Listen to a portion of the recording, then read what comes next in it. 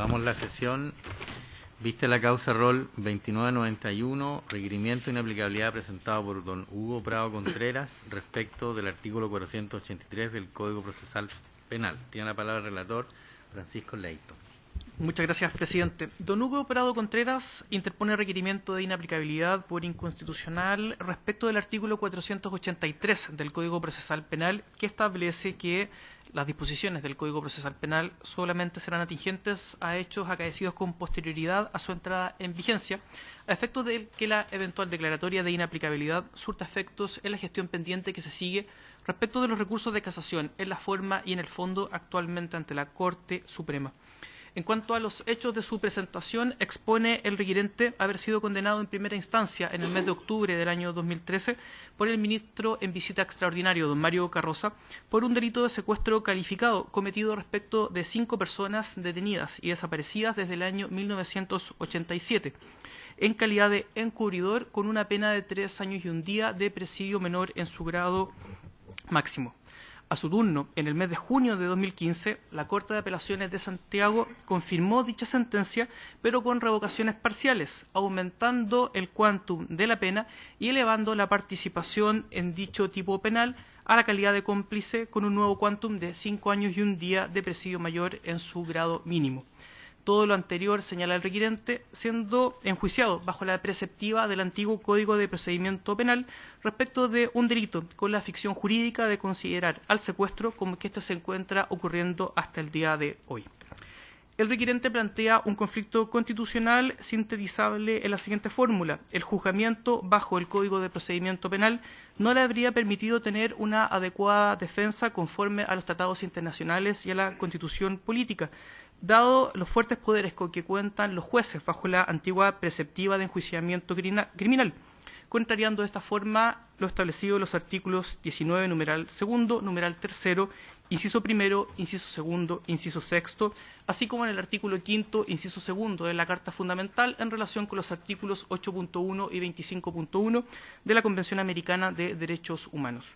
Fundando en derecho su presentación, el requirente expone que el mensaje presidencial con el cual se dio inicio a la tramitación legislativa del hoy vigente Código Procesal Penal evidenció desde ya los problemas de la preceptiva que se dejaba atrás, en particular los derechos con que contaban los imputados en materia de enjuiciamiento criminal. Más estableció que los hechos cometidos con posterioridad a su entrada en vigencia solamente serían sancionables bajo su preceptiva, estableciendo desde su tramitación 2 estamentos de personas con derechos diferenciados, unos enjuiciables bajo un procedimiento inquisitivo y otros bajo un procedimiento de naturaleza acusatoria. Ello vulneraría diversas garantías fundamentales que el requirente enuncia en 3 grupos fundamentales. En primer lugar, señala como infringido el debido proceso de derecho, en particular sus 2 elementos más basales. El primero, la debida fundamentación de las sentencias. Señala el requirente que la fundamentación de las sentencias deviene en la legitimidad del Poder Judicial frente al todo social, para dar aplicación a principios básicos del Estado de Derecho, cuáles son la publicidad y transparencia, por medio de la cual los jueces arriban a sus decisiones jurisdiccionales.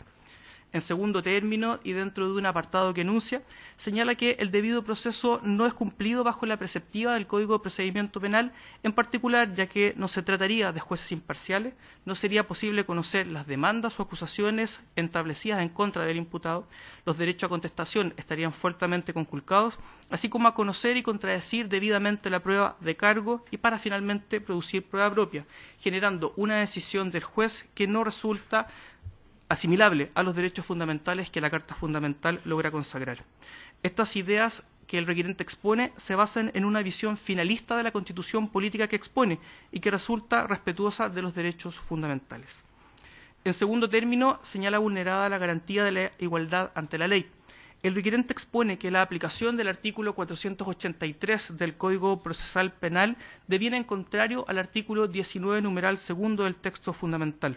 La aplicación de este precepto que establece la entrada en vigencia del Código Procesal Penal generaría 2 estatutos diferenciados que devendrían en una discriminación arbitraria entre las personas que se encontrarían en igual situación jurídica, generando una vulneración a todo el ordenamiento jurídico, ya que las leyes procesales desde antiguo rigen in actum, estableciendo a vía ejemplar que la entrada en vigencia del Código de Procedimiento Civil y el Código Orgánico de Tribunales precisamente respetaron dicho principio. La desigualdad arbitraria en la ley señala al requerente que se plasmaría con la aplicación de este precepto de diversas formas. Así, habría sido enjuiciado en un procedimiento escrito y secreto, sin conocer el contenido de la investigación, pudiendo contar con abogado defensor solamente desde que fue sometido a proceso y declarando ante funcionarios no letrados en un tribunal y condenado finalmente en base a presunciones judiciales, cuestión contraria a la preceptiva actual en que el artículo 297 del Código Procesal Penal delimita el estándar probatorio. Finalmente, señala como conculcado el artículo 5º, inciso 2 de la Carta Fundamental en relación al artículo 8.1 y al artículo 25.1 de la Convención Americana de Derechos Humanos, tratados internacionales aplicables a Chile, en que se consagran tres elementos fundamentales. En primer lugar, el derecho a guardar silencio de todo imputado. Segundo, la presunción de inocencia y la garantía de las sentencias motivadas, cuestiones que no se logran establecer bajo la aplicación del antiguo Código de Procedimiento Penal. El requerente de esta forma solicita que este Tribunal Constitucional, por vía del control de convencionalidad, pueda resguardar el respeto a los derechos esenciales de todas las personas, declarando como inaplicable el artículo 483 del Código Procesal Penal en la gestión pendiente a que se hizo alusión. El requerimiento, señor presidente, fue admitido a trámite con fecha 7 de marzo de 2016 por parte de la primera sala, siendo declarado posteriormente admisible por voto de mayoría en dicha sala con fecha 29 de marzo de 2016, siendo evacuados traslados de fondo a esta presentación por dos partes en la gestión pendiente, así como por diversas instituciones conforme se reseñará a continuación. En primer término, evacuaron traslado de fondo don Julio Cerda Carrasco y don Marco Bustos Carrasco, también partes en la gestión pendiente, quienes instan a que este Tribunal Constitucional acoja en todas sus partes este requerimiento. Señalan también haber sido condenados en la gestión pendiente como cómplices respecto de un delito de secuestro calificado que catalogan como delito imposible, ya que se habría valorado arbitrariamente la prueba de cargo bajo la preceptiva del antiguo Código de Procedimiento Penal, lo que no se logra en el nuevo Código Procesal Penal, en que el estándar probatorio es alto al momento de que el juzgador determina la pena.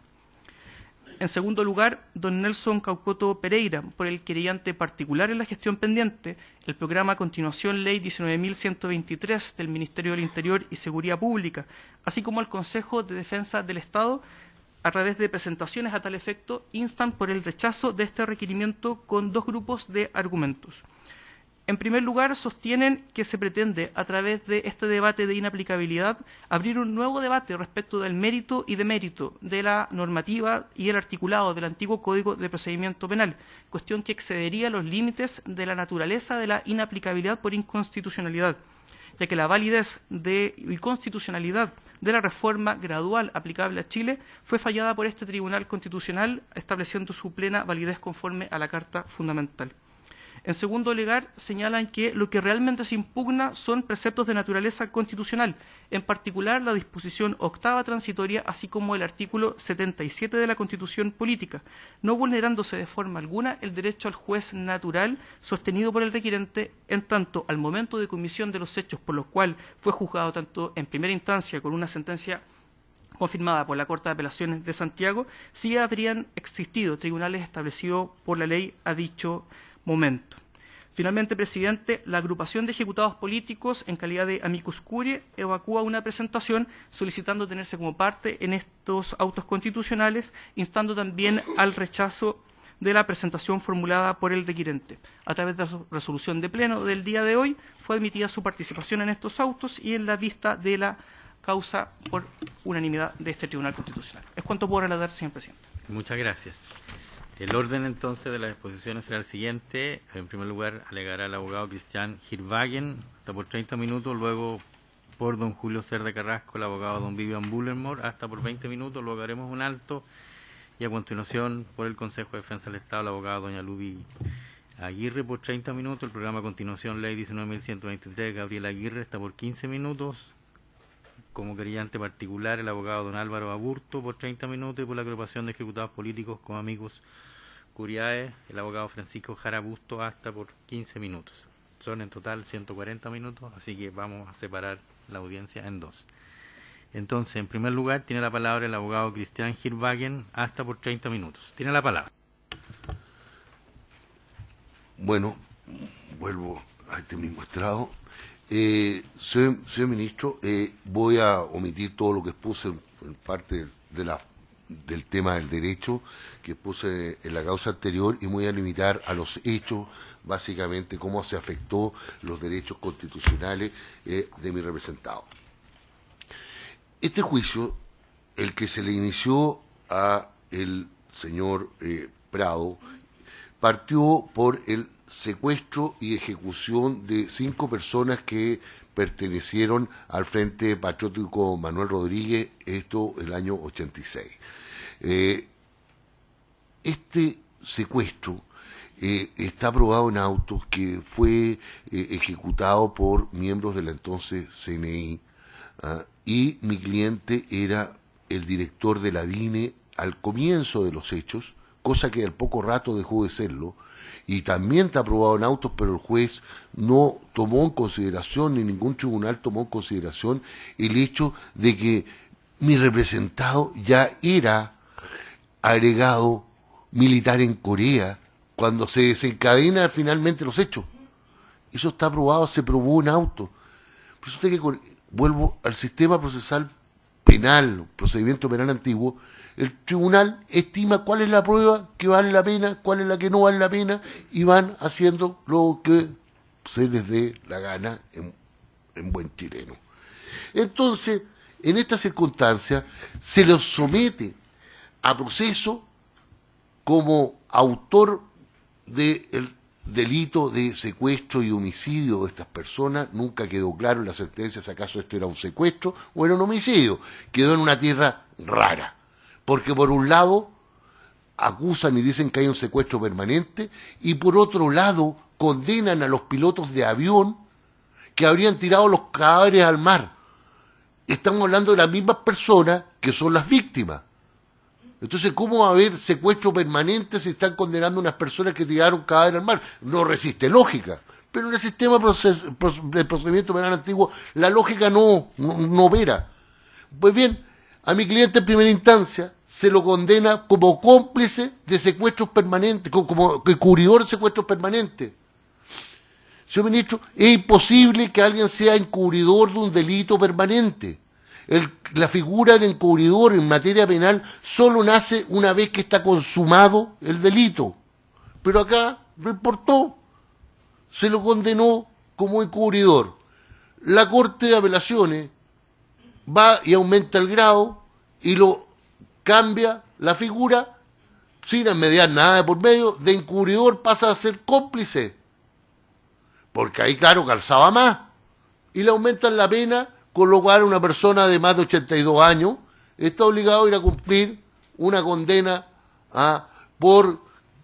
en Punta de Peuco por un periodo de 3 años. O quizás más, porque todas estas penas, todas estas personas que han sido condenadas en estas causas, salen con pena cumplida. Porque no tienen casi nunca derecho a ningún beneficio carcelario. Bueno, en este asunto quiero demostrar cómo en cada uno de los pasos del juicio mi cliente, si hubiera tenido derecho al Código Procesal Penal actual, no habría tenido ningún inconveniente para poder salir absuelto. Primero, el juicio fue un juicio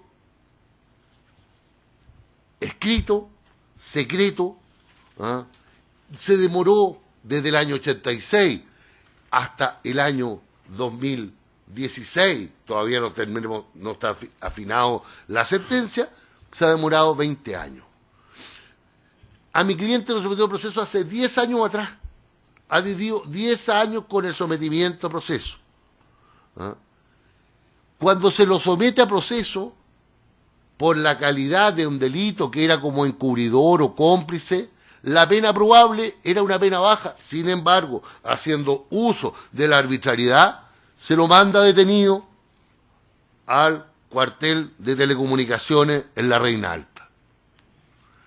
Esa circunstancia es la primera circunstancia. En segundo lugar, si se hubiera aplicado la norma del tribunal del juez natural, no lo debió haber sometido a proceso nunca, ni haberse dictado sentencia por el ministro Carroza. Y lo voy a explicar. El ministro Carroza opera de la siguiente forma, porque aquí como todo el abuso se permite, el abuso está establecido, él tiene un estado diario, señor ministro.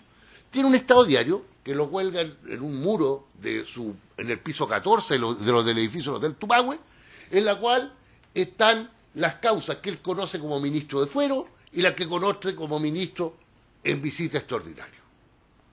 A él le autorizan la firma la secretaria de la Corte de Apelaciones de Santiago, ya sea en las causas como ministro de fuero o en las causas como ministro en visita. No hay distingo. Ocurre lo siguiente: cuando uno es ministro de fuero, de los antiguos sistemas que está derogado y todo, puede eventualmente el tribunal formarlo el propio ministro de fuero. Pero cuando es ministro en visita extraordinaria, no se puede salir de la orgánica. Y se sale de la orgánica y no le importa. Se sale de la orgánica. Señor ministro, el ministro en visita extraordinaria, todos lo vimos alguna vez, lo vimos por las noticias, lo vimos en varios sistemas, era aquel el que se constituía en forma extraordinaria a objeto de conocer una causa en el tribunal correspondiente. Es decir, para operar como ministro en visita extraordinaria, el señor Carroza debió haber ido allá a Pedro Montt a instalarse ahí en esos tribunales en el 34 del crimen.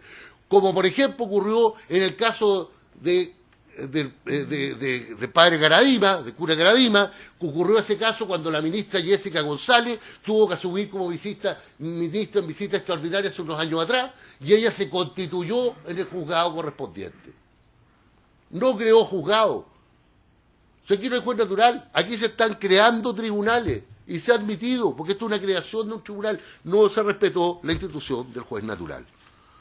¿Ah?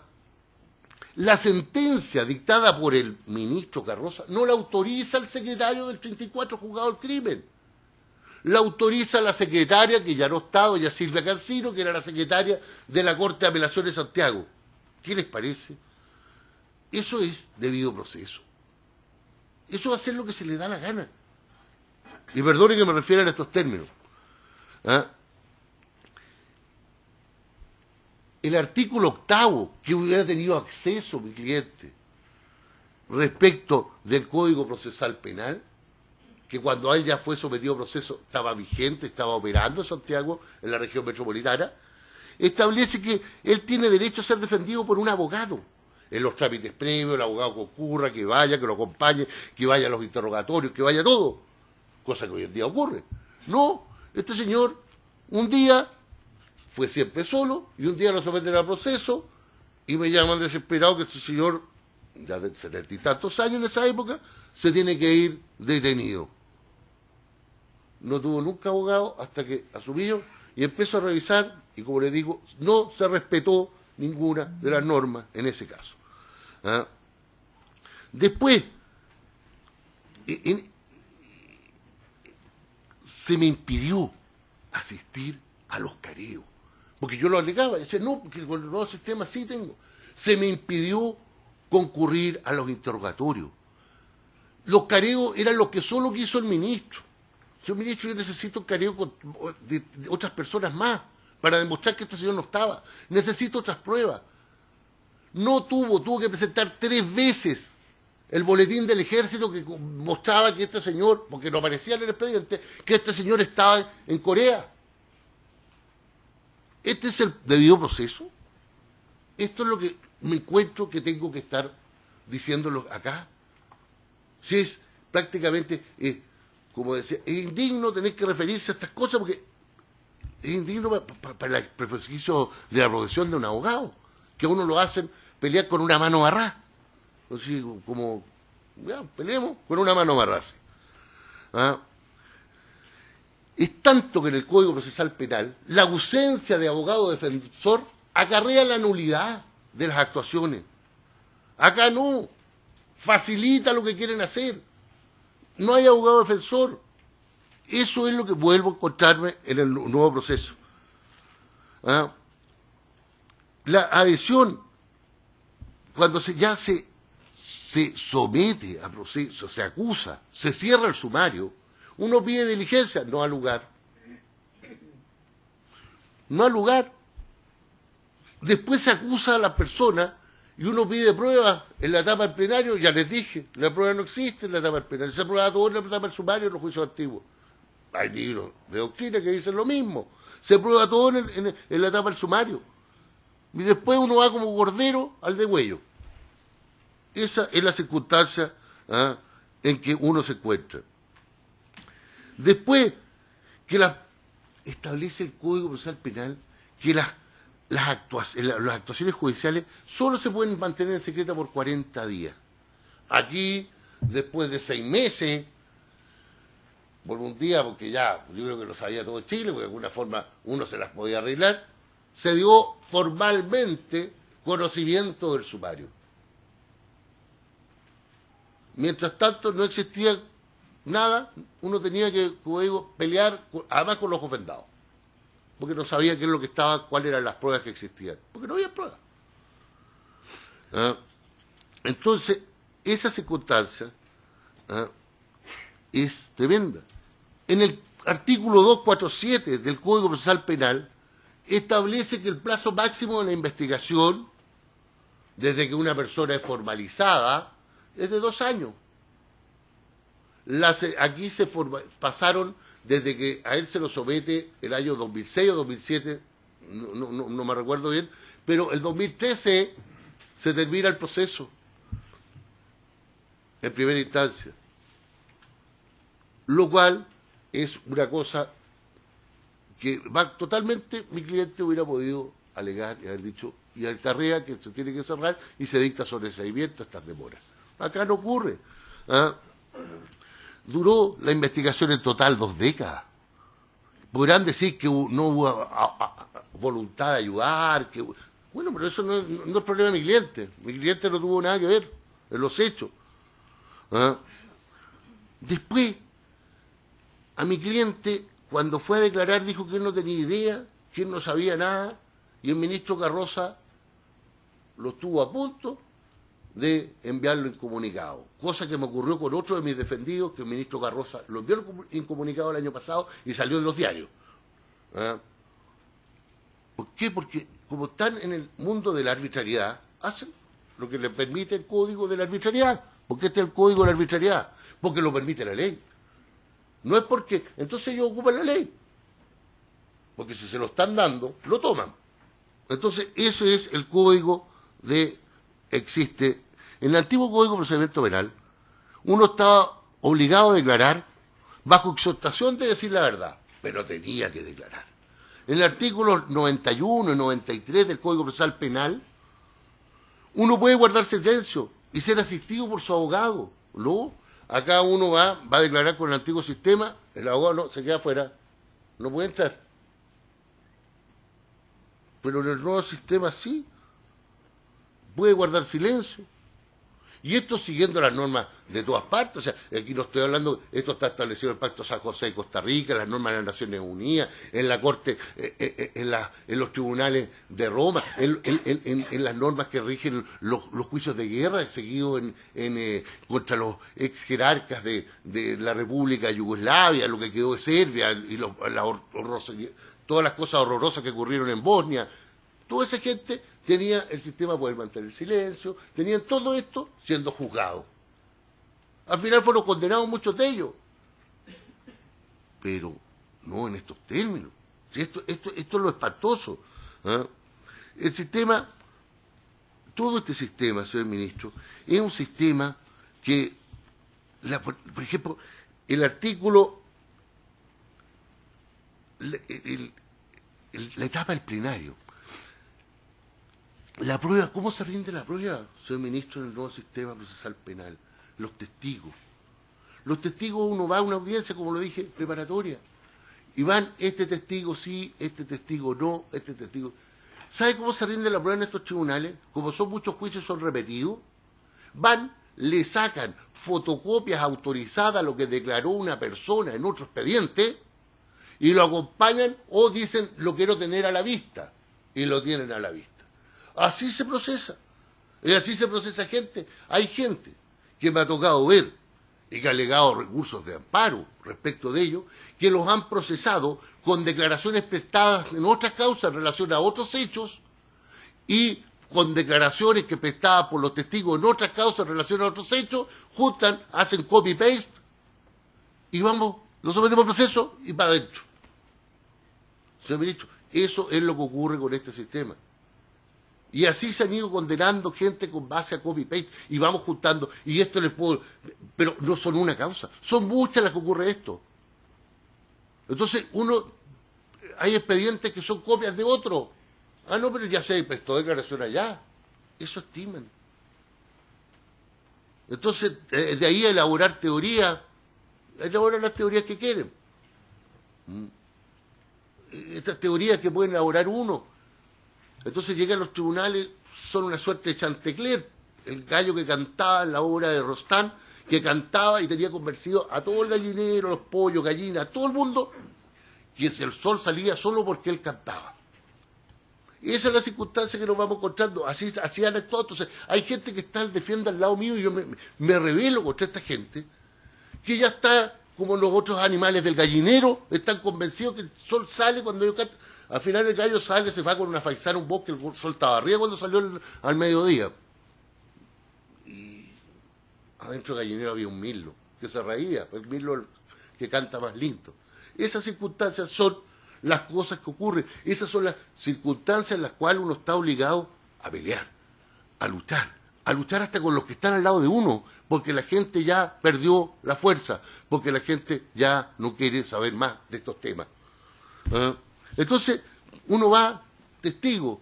¿Quién es este testigo? No, este testigo, señor, que está culpatorio, declaró en ese juicio de allá. Ah, tráiganlo para acá. No, ya declaró. O sea, no puedo citarlo a declarar al tribunal, no puedo hacerle un interrogatorio público, no puedo hacer nada respecto de él, no. Se rindió en un sumario de otra causa, se lo tuvo, copy-paste, listo. Uno acompaña pruebas, documentos oficiales, no tienen valor. Desgraciadamente no tenía el pasaje de mi representado con el cual se fue a Corea. Porque, no sé, ya ¿qué más? A lo mejor me hubieran dicho que el pasaje lo pude haber falsificado. Esa es la circunstancia. En esas son las circunstancias que me encuentro. Después, las presunciones. Aquí fue condenado en base a presunciones. Las presunciones están reglamentadas en el Código Procesal Penal, en el artículo 341. No puede dictar sentencias por condenatoria por hechos que exceden a la acusación. Señor ministro, acá existe otro tema. La Corte de Apelaciones, mi cliente no le podía haber aumentado con el nuevo sistema procesal penal la pena en segunda instancia. Únicamente podían decir si era nulo o no el procedimiento seguido ante un tribunal oral. Esos son los hechos. Y acá van y cambian, modifican, le aumentan la pena y de una pena que no merecía cárcel pasa a tener una pena de cárcel. Porque la Corte de Apelaciones decide aumentar la pena. Entonces, esas son las circunstancias que vuelvo a decir, que van y condenan de acuerdo a los reglamentos establecidos en los artículos 485 al 488 del antiguo Código de Procedimiento Penal. El artículo, y además es tan grave esto, señor ministro, es tan grave, que hay cosas que hoy en día son delitos, pero para este caso no es delito. Lo que es la prevaricación judicial. El Código Orgánico de Tribunales dice que son causales de implicancia haber intervenido con anterioridad en el procedimiento como fiscal o defensor, haber formulado acusación como fiscal o haber asumido la defensa en otro procedimiento seguida contra el mismo imputado, haber actuado el miembro del tribunal como juez de garantía en el mismo proceso. Pues bien, eso constituye, de acuerdo al numeral séptimo del artículo 224 del Código Penal, un delito que se llama prevaricación judicial. Cuando con manifiesta implicancia, que es esta, porque es manifiesta, porque hay una ley, porque estamos hablando de letrado, que le sea conocida y sin haberla hecho saber previamente a las partes, fallarán en causa civil o criminal. Bueno, ese es el caso. Acá hay un ministro que fue investigador, un ministro que fue acusador y un ministro que fue sentenciador. En el actual sistema penal Procesal Penal y en el actual sistema legal chileno comete delito. En el anterior, nada. No, premiado. Y algún premio recibirán. El artículo 260 del Código Procesal Penal establece la oralidad e inmediación. Todos los actos tienen que ser presididos por el juez. Las audiencias son ante un juez. No puede mandar una persona. En cambio acá se mandan personas. Uno va a donde está el ministro Garrosa, en el piso 14, y por lo general no está, están tomando declaraciones los actuarios. No hay ministro, no hay nada. Y ellos toman las declaraciones. En algunos casos está él. Como en el caso, tengo entendido que el general Cheire, por la gravedad del tema, la tomó él personalmente. ¿Ya? Esas circunstancias son las que vamos viendo en el sistema. Entonces, no hay una presencia, como exige la nueva norma, una presencia ininterrumpida de los jueces y del Ministerio Público en el juicio oral. Mi representado tuvo una vez con el ministro Garrosa, 2 veces, cuando lo sometió a proceso y cuando pedimos un careo con 2 personas más que estaban inculpados, que estuvo él. Careo en el cual él lo manejó y solamente se pudo hacer los careos de acuerdo a lo que él, a su parecer y entender. ¿Eso es conocer al juez de inmediación? No, absolutamente aquí hay una mediación tremenda. Hay una mediación tremenda, señor ministro. Pues bien, perdónenme que voy a hacer gráfico.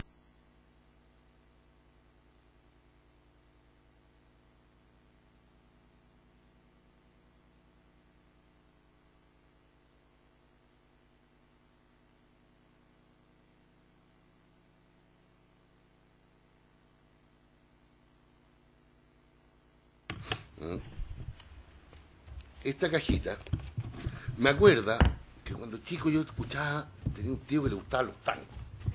Y este tío mío ponía sus tangos y nos ponía una vitrola y yo me cargaba los tangos. Pero me acordé de un tango, mano a mano. Mano a mano se trata de la historia de un hombre que tenía una mujer y que después pelean y todo. Resulta que la segunda estrofa del tango a mano, esta mujer se va con un Oteiro un tipo rico. Y la mujer se sentía tan segura que dice la canción que tiraba los molacos a la manchanga, porque sabía que iban a venir todos de vuelta. Y eso de tirar los molacos a la manchanga quiere decir tirar la plata a la chuña, porque hay que caer todo acá. Y termina diciendo el asunto como jugaba el gato maula con un mísero ratón. ¿Quiénes son los ratones? Son los militares. Y son los militares, ¿por qué? ¿Por qué tiene tanta gente que viene a alegar? Porque les interesa seguirlo así, porque en el sistema procesal penal, si bien pueden inculpar, acusar y condenar a algunos, no los van a meter a todos, y no van a hacer lo que se les dé la gana. Entonces, ese es el punto. Ellos juegan acá, entonces lo tiran para acá, lo tiran para allá. Y así van, hacen proceso, inventan juicio, actúan hasta con maldad. Porque no puedo decir otra cosa, y por eso que hice esto. Señor ministro, y por último, para terminar, porque creen que esto es un caballo de Troya, dijo una de las personas. O sea, que lo estoy llevando a un lugar trunco. No, señor ministro, yo no llevo ningún lugar trunco al tribunal. Esto tiene solución. Y tiene una solución legislativa. Ocurre que el artículo 5º transitorio de la ley 19.665 establece cómo debe hacer la entrada en vigencia de los nuevos juzgados del crimen y los nuevos juzgados de garantía. Entonces va estableciendo lo que se llamó la gradualidad. Y dentro de esta gradualidad se estableció cómo iba a operar en la región metropolitana. Entonces que primero se iban a eliminar los juzgados impares, después se iban a eliminar que iban a quedar 6 juzgados, después iban a quedar 2 juzgados y hoy en día hay 1 juzgado. Usted que esta norma perfectamente se puede modificar y establecer que para los efectos de las causas que se están llevando, porque lo permite, se entenderá como continuador legal el juzgado oral de Santiago Centro, el que corresponda, y el correspondiente juzgado de garantía. Y se puede hacer. Nada obsta que no se pueda hacer. Nadie los quiere llevar a algún asunto trunco, reitero, porque me están diciendo, no, esto no es trunco. Entonces, existe una solución, y yo creo que, habiendo una solución, no tenemos por qué seguir soportando estos procedimientos que son inquisitorios, que se persigue a la gente, que no se nos permite ejercer nosotros la profesión de abogado en forma digna. Que nosotros tenemos acceso a los expedientes muchas veces. En cambio, los otros lados sí, y están felices. Si ellos ponen una persona y dicen cualquier cosa va adentro, porque es así. Gente que no. Este señor que yo les digo que le hicieron un copy-paste, demostré en el expediente que estaba de vacaciones con su familia. No. Estaba de vacaciones, él no estaba.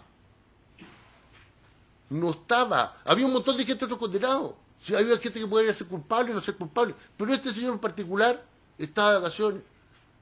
Entonces, ¿qué se puede hacer?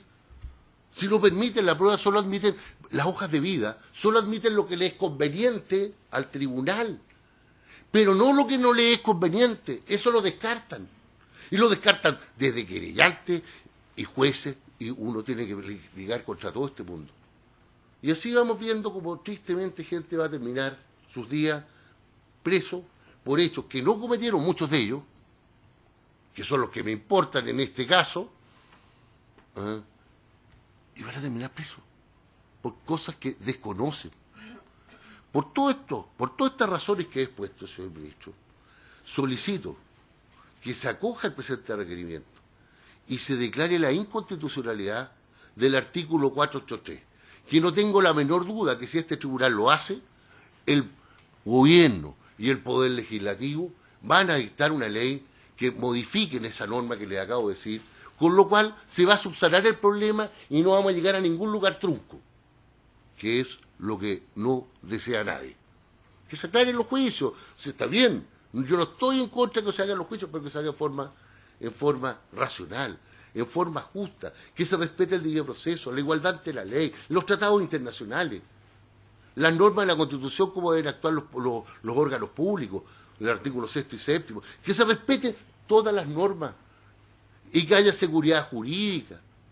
Todo eso, para eso se necesita poner fin a lo que estamos viviendo y lo que le ha tocado vivir a tanta gente que, siendo inocente, están cumpliendo pena.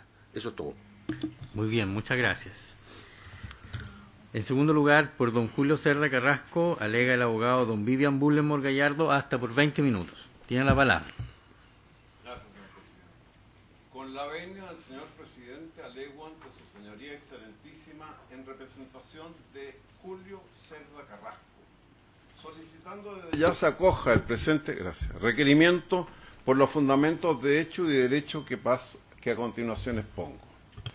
Vengo como parte interesada en el presente requerimiento y después de haberlo meditado detenidamente y también estudiado de la misma forma, creo que pueden haber bases para de factibilidad para lo que voy a proponer. Sobre todo considerando de que no se aquí pretende eliminar el sistema procesal, ni tampoco se pretende modificar ni desconocer los tratados internacionales que Chile ha firmado al respecto y que priman. Es decir, los delitos continuarán siendo considerados como delitos de lesa humanidad y evidentemente tendrán las características excepcionales de imprescriptibles e inadmisibles. Por ello, solicito que se acoja el requerimiento por los hechos que pasaré a exponer, como ya lo dije en el exordio, y que se encuadran perfectamente o casi exactamente en la situación de mi representado don Julio Cerda Carrasco, que es similar a la que ustedes acaban de oír. Primero, antecedentes generales. Como lo expuse en los respectivos recursos de casación en la forma y en el fondo ante la Corte Suprema de Justicia, resulta que aquí, en este caso, se condenó a mi representado en una sentencia de fecha 14 de octubre de 2013, se le condenó a mi representado a la pena de presidio menor en su grado máximo, es decir, de 3 años y 1 día, como encubridor de los hechos investigados, y ello conforme al delito de secuestro que estaba establecido en el artículo 141, inciso cuarto, del Código Penal vigente a la época de los hechos. Además, la señora fiscal designada en auto estuvo por confirmar el fallo en todas sus partes. Pero luego, la Corte de Apelaciones de Santiago, por sentencia de 11 de junio del 2015, con algunas declaraciones bastante efímeras para el fallo de primer grado, pero en lo tocante a mi representado, ¿qué sucedió? Aumentó la pena porque consideró que ya no era encubridor, sino que era cómplice, un grado de responsabilidad mayor. Y por lo tanto, le correspondió una pena de 5 años y 1 día de presidio mayor en su grado mínimo. Ahora, ¿qué es lo que sucede? Lo anterior no habría ocurrido, y lo diré muy someramente, porque mi alegato será somero, si se hubiese aplicado el actual sistema procesal penal. Porque a los jueces no les es permitido ahora realizar revisiones sobre la sentencia dictada por el inferior jerárquico, el caso de la Corte Suprema. Y así, las facultades son ahora muy estrechas o muy escasas y no se puede aumentar penas de oficio. Sin perjuicio de que comparto las situaciones que ya expuso el requirente y las hago mías por encontrarse mi representado Julio Cerda Carrasco en la misma situación, quiero puntualizar 2 hechos o situaciones que considero que son gravosas. ¿Y por qué son gravosas? Porque atentan abiertamente contra los derechos constitucionales de mi representado. Esto lo alegué ya durante la sustanciación del juicio en que incide este recurso, y lo alegué en los respectivos recursos de casación y en la forma y en el fondo ante la Corte Suprema. Y estoy seguro de que, a ver, si se hubiese aplicado el nuevo procedimiento procesal, estas situaciones no se hubiesen presentado. Ahora, primer aspecto que connoté como grave: las pruebas que obran en el proceso son contradictorias entre sí. Y mi parte nada pudo hacer frente a ello para desvirtuarlas, porque en el antiguo sistema procesal al que estamos sometidos en estos casos, el procedimiento penal posibilita en forma muy estrecha a las partes intervinientes para hacer sus alegaciones. En el actual proceso penal, esto no ocurre, porque en la preparación del juicio oral, las partes están facultadas para pedir la exclusión de las pruebas contradictorias. Y, en efecto, a mi representado, de no habérsele aplicado el artículo 483 del Código de Procedimiento Penal, cuya inconstitucionalidad en este acto se pide, habría tenido derecho a que se le aplicara el artículo 272 del Código de Procesal Penal. Es decir, que se le habría aplicado ese artículo con la finalidad de cumplir con los requisitos de la sentencia que señala esta disposición que cité, que son mucho más amplios, que son mucho más racionales para el momento histórico-cultural que vivimos que aquellos que establece de principio del siglo pasado el Código de Procedimiento Penal. Pero eso no es todo. En ninguna parte del artículo del antiguo sistema procesal penal existe una instancia así.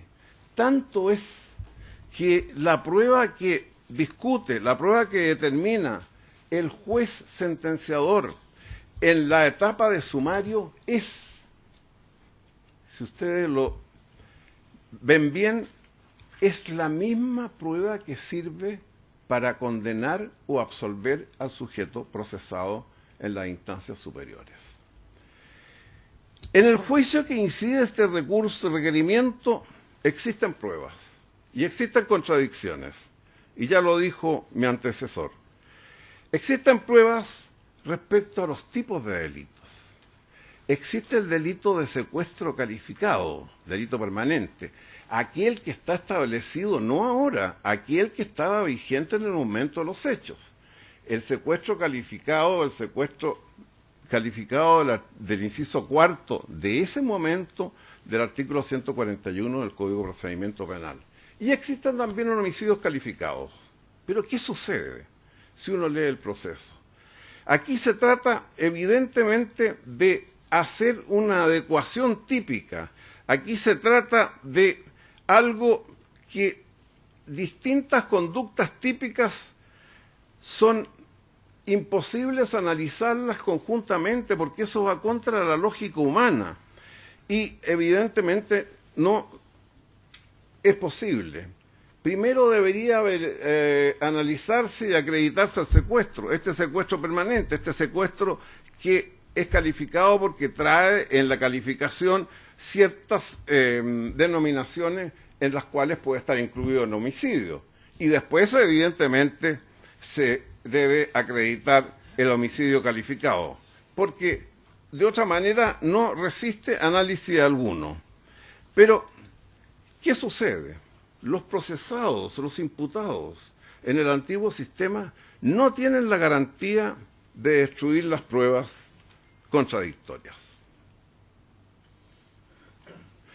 En segundo término, como lo dije, considero grave a los derechos constitucionales de mi representado y a la luz del requerimiento el no aplicar el nuevo sistema procesal penal significó que para mi representado que fuera condenado como cómplice con sin pruebas concluyentes en un delito imposible.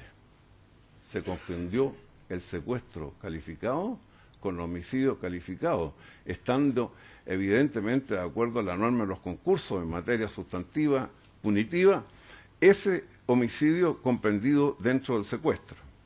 Ahora bien, los sentenciadores, léase de primera y segunda instancia, al momento de dictar sentencia, no tuvieron la convicción suficiente para condenar a mi representado como autor de los delitos de secuestro. Pero, si el sentenciador de primera instancia, al momento de dictar sentencia, consideró que, y sin mediar una prueba de importancia, que mi representado tenía la calidad de encubridor de estos ilícitos. Y aún más, el de encubridor, ¿por qué? Porque era un encubridor de un secuestro calificado, según lo establecido en el artículo 141, inciso cuarto, del Código Penal vigente al momento de los hechos, o sea, en la década del 70.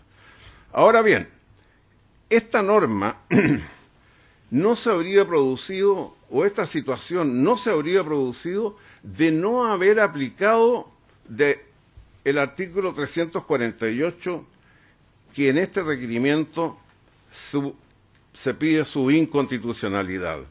¿Y qué es lo que debería haber hecho el juez? El juez simplemente, de acuerdo al nuevo procedimiento, debería haberse dedicado a analizar el artículo 342 del Código Procesal Penal, que establece los requisitos para la sentencia. Y esto es importante, porque estos requisitos difieren de los actuales, de los antiguos, de aquellos en boga a los primeros años del siglo pasado. Ahora el momento histórico-cultural es distinto y por lo tanto los requisitos cambian su sentido, cambian su modo de aplicación y en ese sentido habría que aplicarlo. Pero no se puede por la vigencia del artículo 348, que como digo, su inconstitucionalidad se puede. Pero hay más, excelentísimo tribunal. La valoración de la prueba también fue arbitraria. ¿Y por qué fue arbitraria? Porque los sentenciadores no tuvieron la obligación de aplicar el artículo 297 del Código Procesal Penal, que señala el tipo de valoración de la prueba. Y analicemos esto dentro del escaso tiempo que me queda y por el cual me anoté. Aquí no aplicaron el artículo 297. El artículo 297 dice algo muy claro, que la prueba se discute libremente y se puede objetar, etcétera, pero que el juez tiene la obligación de excluir aquellas pruebas que son manifiestamente inconducentes. ¿Y cuáles son aquellas?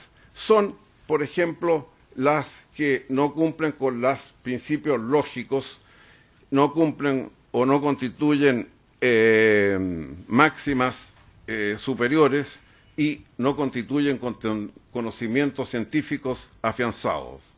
Pero aún dice algo más, y que es importante para lo que nosotros pretendemos. El juez está obligado a analizar toda la prueba, incluso la que él mismo ha desechado. En el juicio en que incide este requerimiento, como digo, no tuvieron esa obligación de aplicar el artículo 297. Y en el juicio en que incide este procedimiento, aplicaron simplemente el artículo disponible. Y el artículo disponible es el artículo 500 del Código de Procedimiento Penal.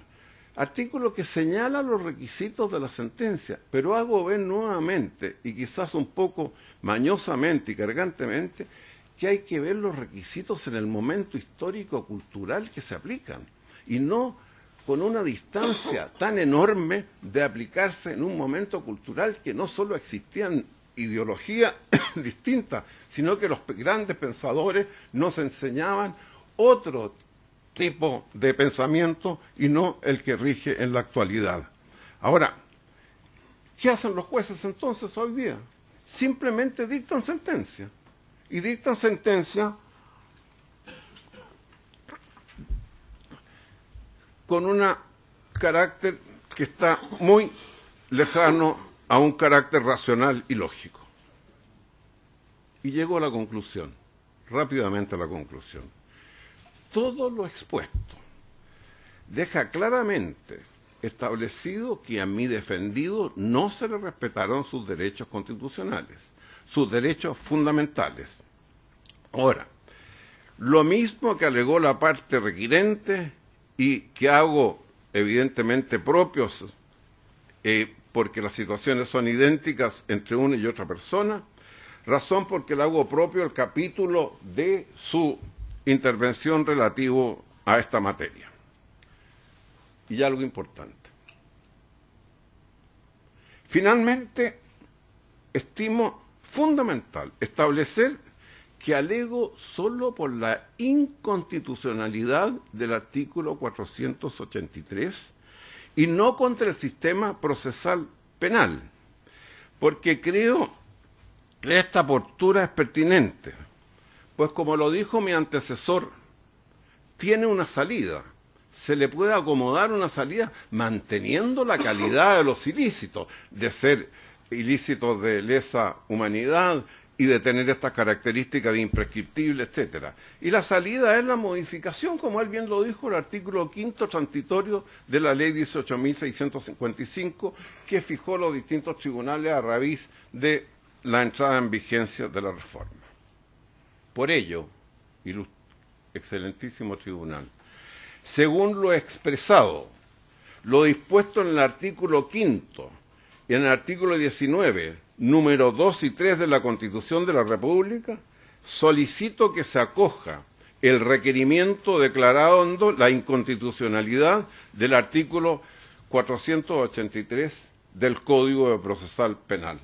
Muchas gracias, excelentísimo tribunal. Muchas gracias a usted. Bien, vamos a hacer un alto entonces por 10 minutos y reanudamos después de ese tiempo. Gracias.